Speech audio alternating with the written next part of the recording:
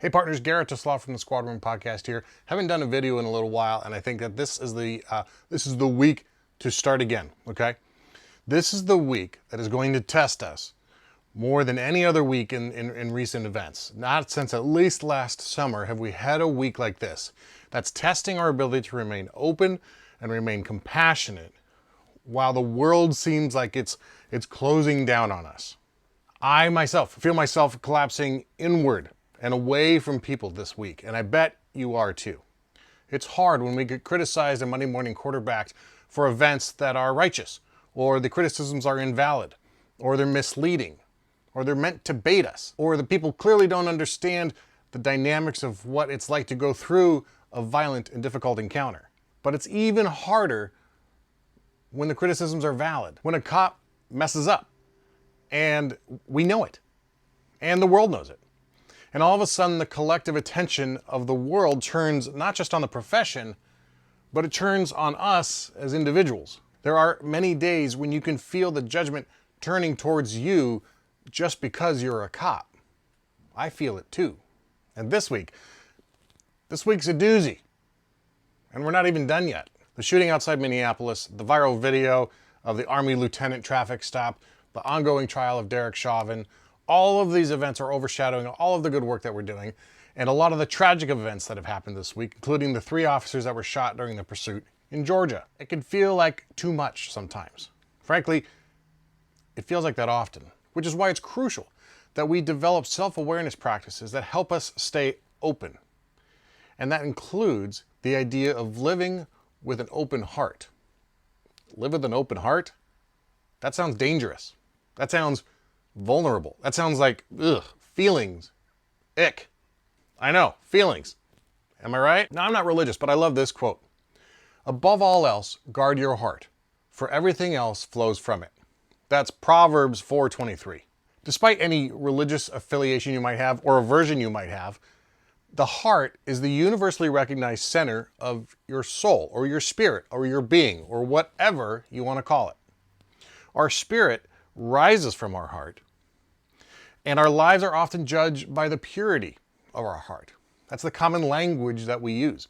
Benevolence, courage, resilience, integrity, those are all heart notions. But so are their counterparts. Malevolence, cowardice, dishonesty, and fragility. Those reside in your heart as well.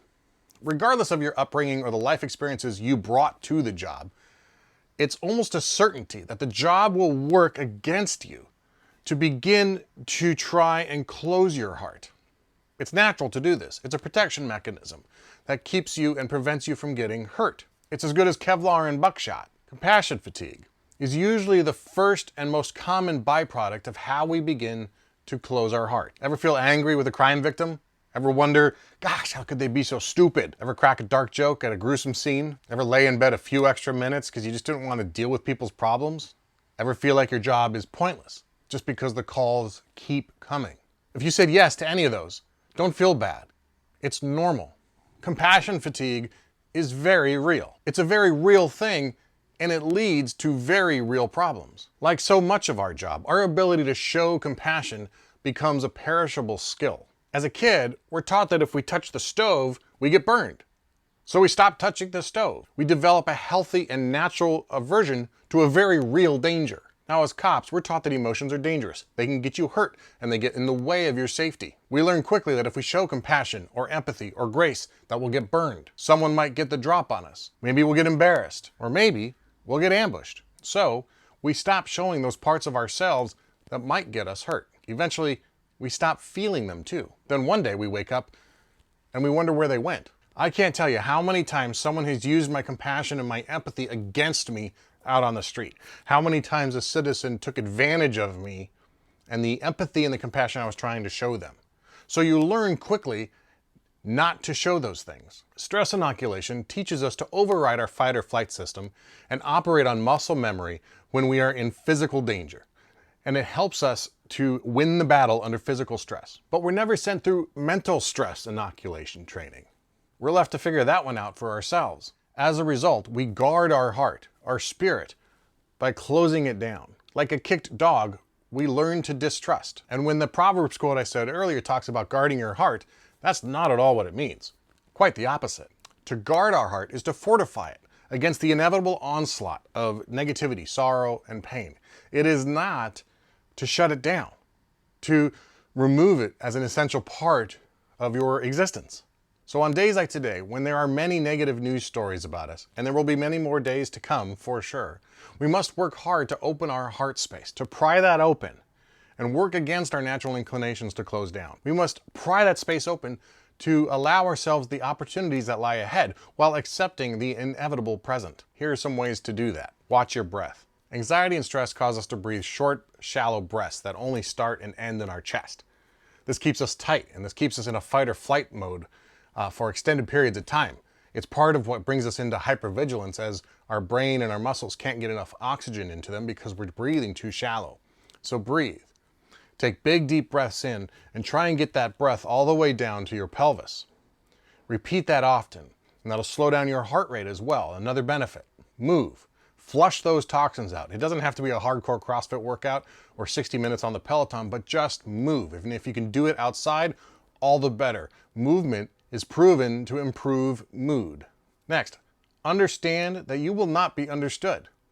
The sooner you can grasp that and you can understand that the public has no idea what your job is like, no idea what it's like to go through a violent encounter and how scary that is, no idea what it's like to leave your family for night shift, the sooner you can understand that the public is never going to understand that, even when they want to, the easier it is to accept the reality that we face. Recognize that your emotions are not your personality. Presuming that we're still open enough to recognize our emotions, we often say, I'm angry. But anger doesn't represent you as a whole person. Instead, try and recognize the idea that it's a feeling. And instead of I am angry, I feel angry. Try to catch yourself and notice the difference between who you are versus what you're feeling. This simple catch of the emotion is proven to reduce the experience of that emotion, or how powerful that emotion is in us, simply by being able to catch and recognize that it's a feeling, it's not our personality, and it's not who we are. Find stillness. As important as it is to move, it's also important to find the skill and develop the skill to remain still. However you do that, through journaling or meditation or just finding quiet time, the ability to slow your mind down is key to your survival. A common trait among many cops is that we bury our anxiety in activity, in work, in taking that extra overtime shift, in working a second job, in diving headlong into hobbies. Take the time to learn how to slow down. Using simple techniques like journaling or meditating or just quiet time can help us become more aware of how the external world is beginning to make us shut down. Remember, you are more than a badge. We wear these uniforms, these badges, and our guns, and our stars or our shields.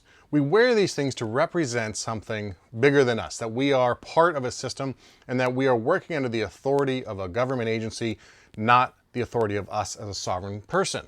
We should take appropriate pride in the work it took to get to our position, the dedication that we show, and the service that we show, but we need to keep it in perspective. Like your emotions, this job is part of you. It's not all of you. Regardless of who you are, you have talents and skills that extend far beyond your professional association with any police agency. Understand that the institution is being challenged, not you as a person, not you as a particular identity. You are not being challenged. The institution is. There's a great quote from Deepak Chopra that says that the less you open your heart, the more your heart suffers. It's incredibly challenging to be open to others when we ourselves are suffering, especially when we don't understand that that is what we're going through. But it really is the first step towards profound growth. We may not be in the throes of a deep depression or PTSD, but perhaps we just feel a little short of breath after watching the news. Either way, the first step is always the same. Ask yourself a simple question. Am I living with an open heart? Until next time, I'm Garrett Tesla, host of the Squad Room Podcast, and stay safe and take care of each other.